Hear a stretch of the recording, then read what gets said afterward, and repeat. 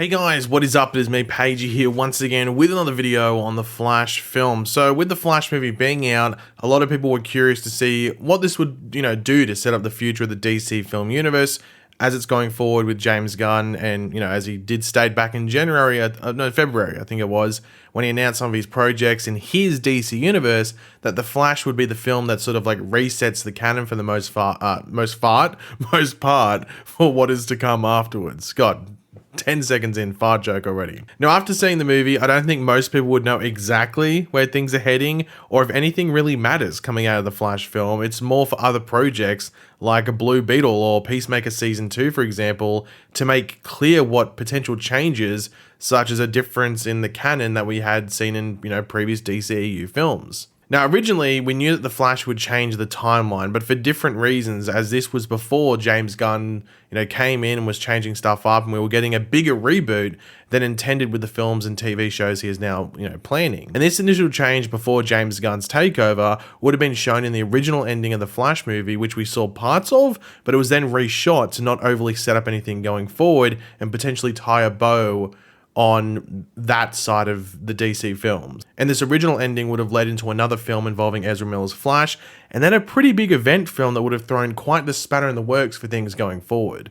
And thanks to The Hollywood Reporter, we do have a more in-depth breakdown on what was originally filmed and then reshot again to what we got in the end of the Flash film that was released, in the past week, and then also what was planned to follow afterwards. So we will go over all of that, give our thoughts, but of course, throughout the video, let me know your comments in the comment section down below and your thoughts in the comment section down below in regards to this.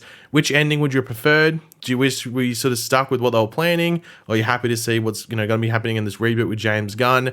Let me know your thoughts down there, and of course, if you're going to enjoy the video, I want to show support, drop a like, takes 2 seconds. Hollywood secrets have become notoriously hard to keep, but Warner Brothers and the filmmakers of The Flash pulled off a doozy with the final moments of their DC film. After more than 25 years, George Clooney returned to the role of Bruce Wayne, marking a remarkable change of heart for an actor who was unequivocally done with the role. It was also a secret that the studio was able to keep tight for close to 6 months. In a mic drop movie moment, one which has left audiences howling, The Flash's final scenes shows Barry Allen on the phone with Bruce Wayne. The phone call comes after a climactic courthouse hearing and Barry finally returning to his own Earth and timeline. Wayne pulls up to the courthouse in his car, and as he gets out, the assembled crowd part to reveal Wayne as played by Clooney, not the Ben Affleck version Barry expected. Now, the first thing I have to say about this moment is that, and I said this in my spoiler review, I think it was for the film, but my cinema went crazy at the first screening I saw for this full completed film at this moment with George Clooney. It was almost like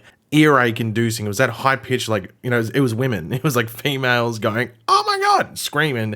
And I was like, yo, my ears, they might start bleeding. It was sort of really crazy because I didn't know that this was happening. I was fully expecting Michael Keaton because we'd seen set photos, and then all of a sudden George Clooney showed up and I was like, oh, what the hell?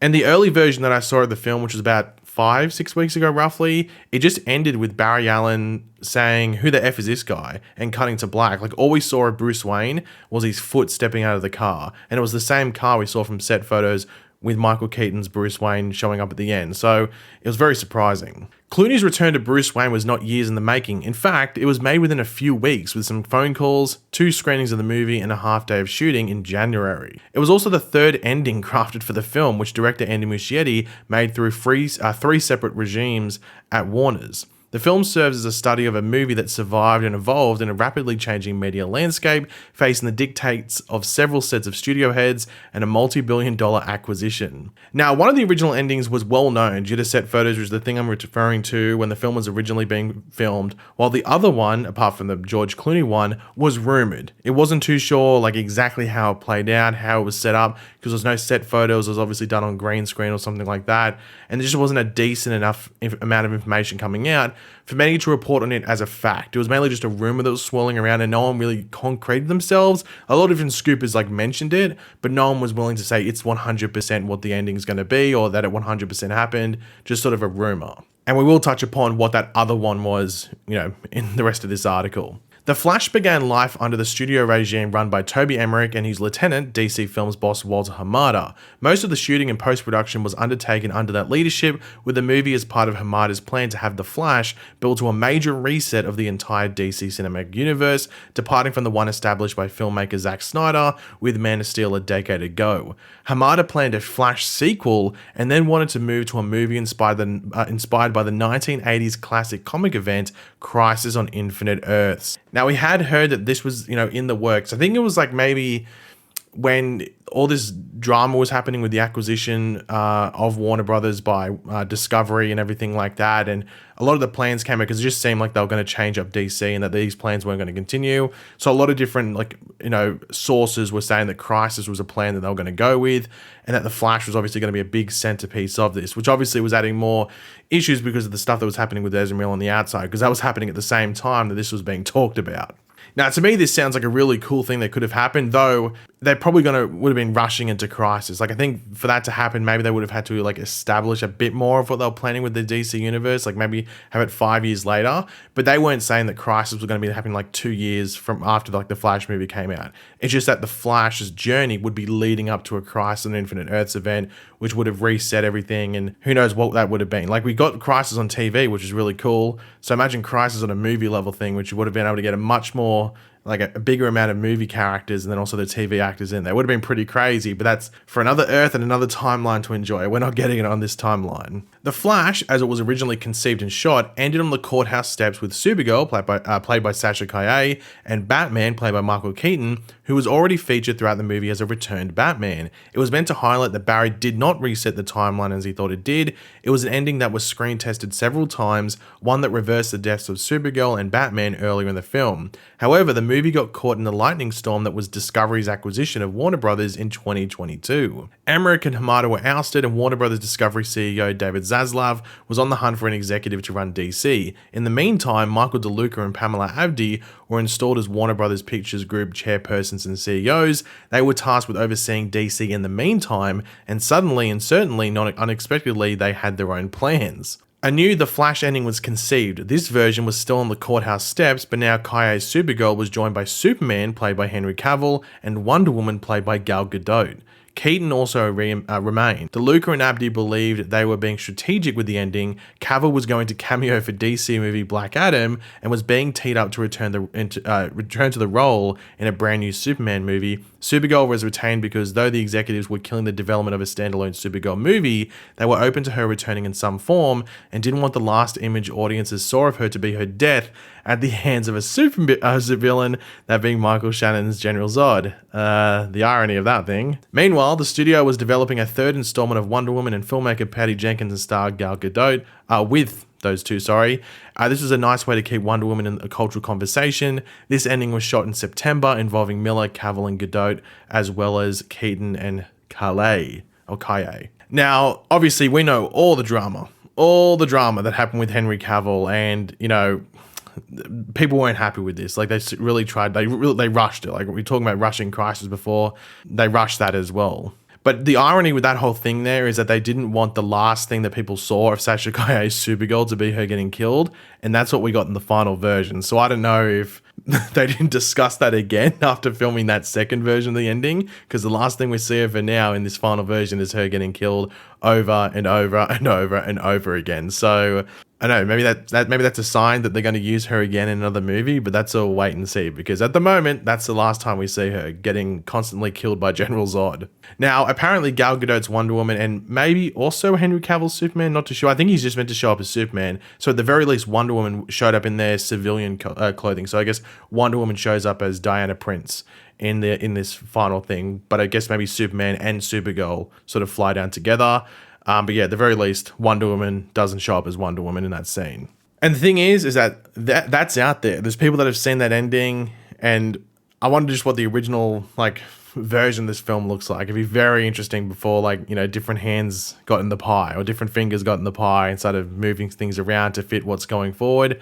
It'd be very, very interesting. But then came another lightning strike. In November, Zaslav announced that filmmaker James Gunn and producer Peter Safran were to run DC Studios, overseeing all DC film and television efforts, and suddenly and certainly not unexpectedly, they had their own plans. Knowing they were resetting the DC universe under their own vision, might I say, Gunn and Safran saw that having Cavill and Godot in the ending was potentially promising something their plans were not going to deliver. One of the first actions the duo took was to scrap the Cavill Superman film, and they parted ways with Jenkins, effectively killing the third Wonder Woman installment.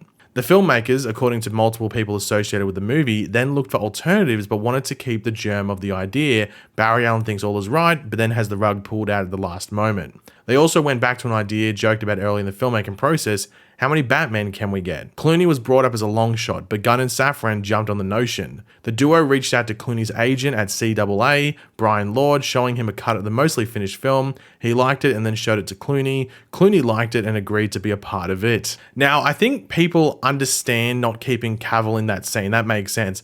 But nothing has really been said about Gal Gadot's Wonder Woman and whether she is or is not continuing. They've been very silent on that. Like, it might be a contractual thing or something, like maybe she has another movie in her contract. I'm not too sure. Could be something along those lines. But I think keeping Keaton's Batman and Supergirl at the end would have been the better way to do it and sort of remove any guilt that Barry might have had with their deaths at the hands of Zod and his army, and also potentially just tied a bow on that. Like, that doesn't necessarily have to be setting up stuff. Like, putting George Clooney in there does the exact same thing as keeping Keaton and Supergirl in there, in my opinion. At least I think it makes more sense to keep Keaton and Supergirl. But regardless, they went with George Clooney with the help of James Gunn and Peter Safran as like a bit of a last-minute gag for the film. A shoot was quickly assembled, and on a January morning on the Warner's lot, Clooney was there as Wayne, back for the first time in 26 years. Also on set was Ezra Miller, making their first appearance on the lot since the fateful day in August where they met with DeLuca and Abdi to discuss their controversial behaviour, including multiple arrests, and steps forward. Miller was in top form that day, sources say, for what was described as a quick and efficient shoot.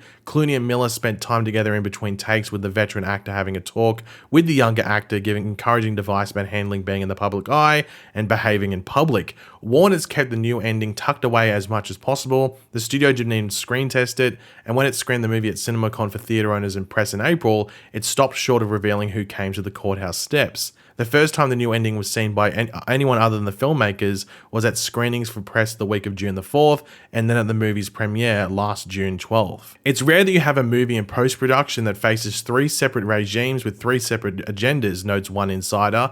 None of them were scrapped because of ill will, just different visions. Now, as I sort of said, whether we see any of those other alternate endings, like as they were meant to be in the film, is another question. The answer is probably no.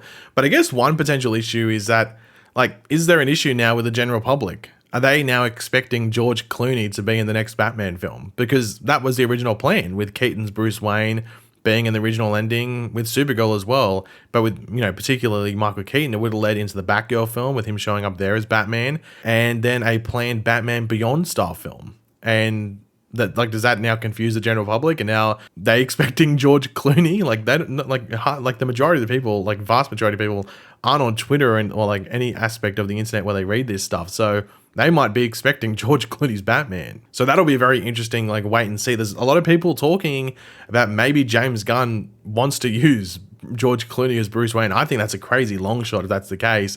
But apparently the Brave and the Bold storyline in the comic would suit that, because is it really Bruce Wayne that's Batman? So that's a wait and see, I guess.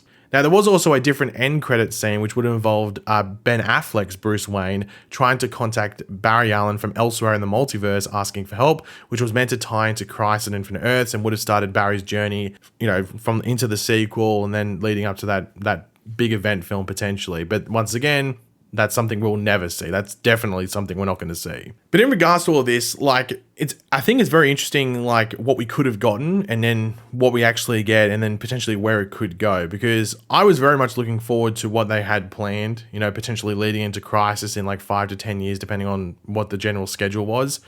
I was actually really much looking forward to that. And, I'm a Flash fan going into like these movies first and foremost, rather than just, a random person. So I don't know when we're going to get Flash next in live action, because especially with all the Ezra Miller stuff, I think Ezra Miller might have continued if all the stuff wasn't happening. But I know it seems that Warner Brothers might be very forgiving towards Ezra. So that's once again a wait and see. I don't think we'll find anything out about this for another few months. I think they might let it just go and then see what happens next. But yeah, we might not be getting any Flash stuff for a while, just depending on how James Gunn sees the situation. So it's a wait and see, obviously.